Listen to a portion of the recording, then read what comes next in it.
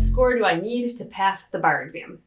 This is a question that a lot of students ask us, and a lot of students go into bar exam prep thinking that they need the equivalent of an A or a B to pass the bar exam, when in reality, that's not true.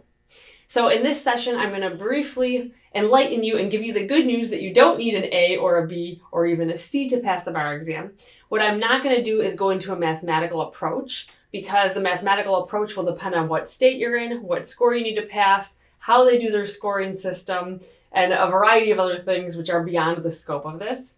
But I will tell you in general, you don't need an A, B, or even a C to pass. What you need to pass the bar exam is the equivalent of a D.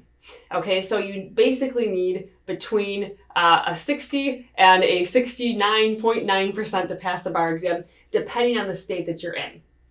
All right, so whether you need a D minus or a D plus to pass will all vary based on the state that you're in and the passing score requirement. For example, New York requires a score of 266 out of 400, which is a very common score for uniform bar exam states to have as a passing score. If you break that down, that equals about 66.5%. If you score on the multiple choice portion, if you score between a 62% and a 68%, that's going to be considered passing in most states.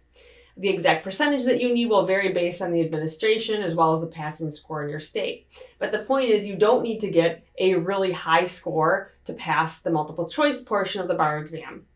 And same with on a lot of state essay exams.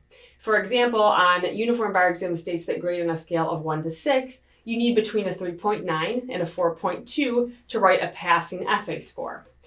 And whether it is a 3.9 or a 4.2 will depend on the exact cut score that you need to pass, but that's not a very high score. That's about the equivalent of a D to write a passing essay question. I'm not saying that it's easy to do this. The bar exam is hard. The pass rates are not high for a reason. Okay, so even though, you only need a D on the multiple choice or a D on the essay portion, that's not necessarily an easy score to earn because the bar exam is so hard. But it is something to keep in mind during bar prep, that you shouldn't be kicking yourself or worrying if you're scoring, in the 70% range or something like that. That's actually going to be considered a passing score because the bar exam is so difficult. So just keep this in mind when you go into bar prep. You're not aiming for the same A or B that you might have aimed for in law school. Well, maybe you are aiming for it, but you shouldn't worry if you don't get there because you can still pass the bar exam without it.